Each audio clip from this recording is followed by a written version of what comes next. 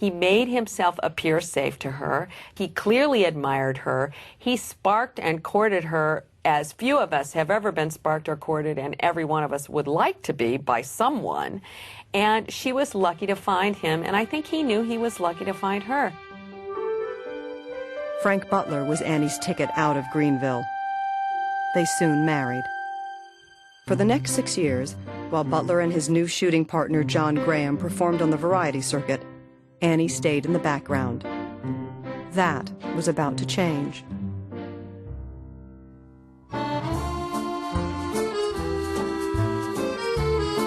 Butler and Graham were playing a theater in Springfield, Ohio, when John Graham suddenly fell ill. Annie filled in, holding the targets. That night, Frank kept missing, until a jeering spectator shouted, "Let the girl shoot!" Frank obliged.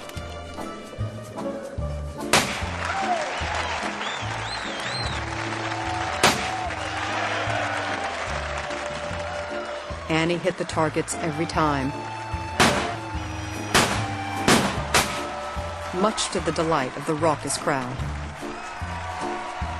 Butler and Graham soon ceased to be. Mrs. Butler took a stage name, borrowed from her paternal grandmother, Annie Oakley.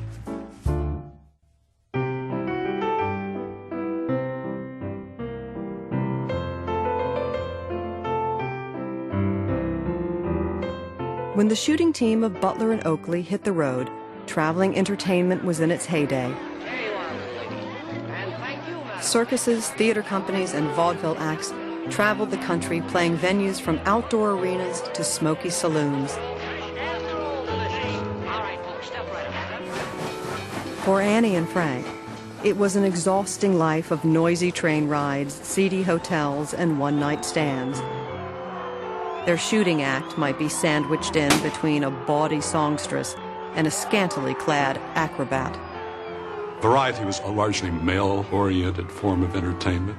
There was a great deal of double entendre in comedy. There were suggestive lyrics in songs. And there was a good deal of semi-nudity. The acts could be a tad salacious.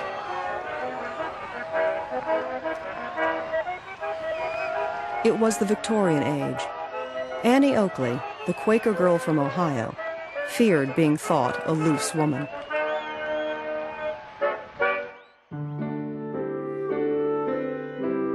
She resolved to set herself apart, both in manner and in dress. She began wearing an outfit that completely covered her body, a calf-length skirt, long sleeves, and leggings. It became her trademark.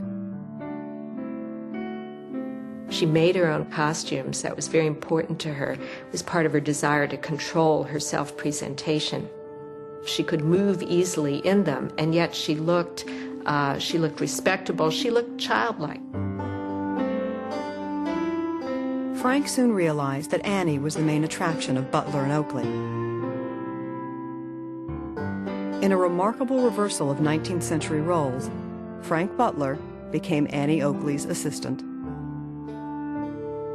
I think Frank Butler understood that she had a kind of star quality that he didn't want to overshadow. And Frank Butler didn't have a problem with that. I think he adored her. I think he also was a savvy businessman who understood that she was pretty, she was ladylike, she was petite. She would do what needed to be done to make that rise to the top, and he didn't want to get in her way. As a matter of fact, he understood that for the two of them, the best thing possible was to let her take the lead. In 1884, Butler and Oakley landed a 40-week job with Sells Brothers Circus, one of the biggest traveling shows in the country. Finally, they had steady work with a clean, family-oriented show. But circus life was hard and the pay unreliable.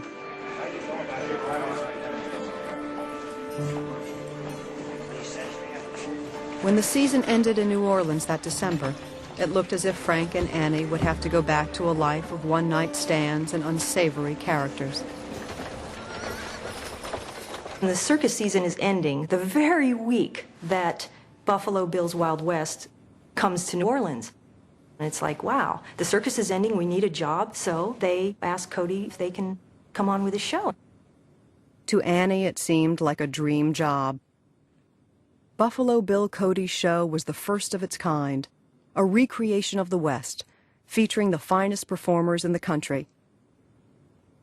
But Cody didn't need Annie Oakley. He already had a star shooter.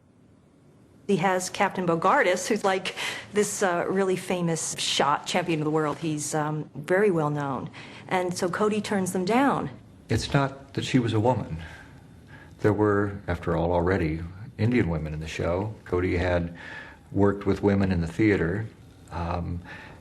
There were just not the dramatic elements in the show yet that could make use of a woman like Annie Oakley. The Butlers reluctantly headed north, back to the variety circuit. Then fate intervened. Buffalo Bill's steamer sank on the Mississippi River. Captain Bogardus lost all his shooting equipment and quit the show. Frank and Annie promptly wired Cody asking for an audition. Buffalo Bill was skeptical. The girl was asking for too much money. And Cody, a champion sharpshooter himself, didn't think such a tiny woman would have the endurance to perform night after night. Still, he agreed to a tryout. As she was practicing in an empty stadium, Annie noticed a man in a fancy hat standing by the grandstand staring at her. Suddenly, he ran over, shouting, "Fine, wonderful. Have you got some photographs with your gun?" The dapper gentleman was Cody's business manager, Nate Salisbury. He hired Oakley on the spot.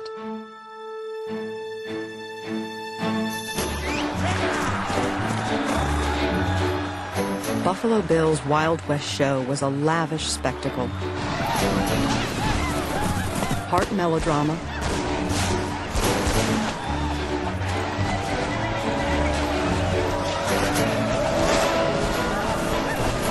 part circus, part rodeo.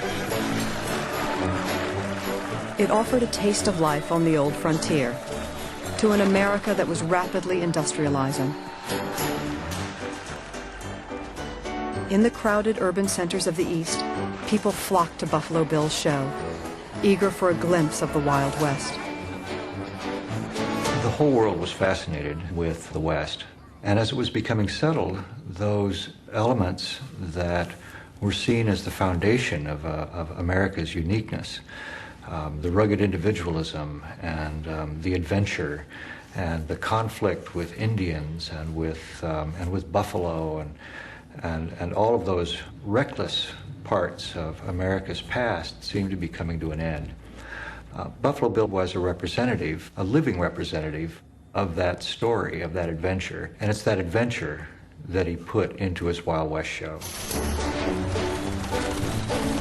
Audiences saw the real stagecoach, they saw real soldiers, they saw real Indians and cowboys.